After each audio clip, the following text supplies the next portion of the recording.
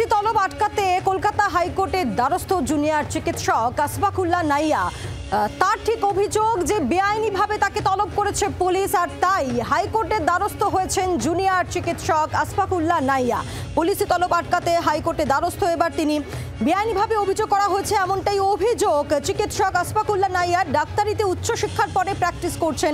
দাবি জুনিয়র চিকিৎসকের 30 জন পুলিশ বাড়িতে গিয়ে তল্লাশির নামে আতঙ্ক ছড়িয়েছে, এমনটা অভিযোগ করছেন তিনি। বিচারপতি তীর্থঙ্কর ঘোষ মামলা দায়ের করার অনুমতি দিয়েছেন।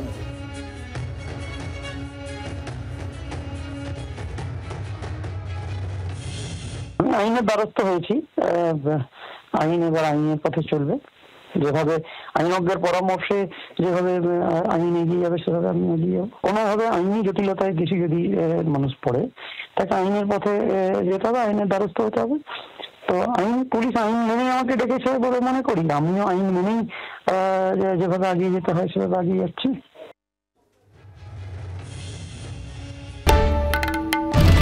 বাংলার আওয়াজ, বাঙালির আবেগ, জি 24 ঘন্টা।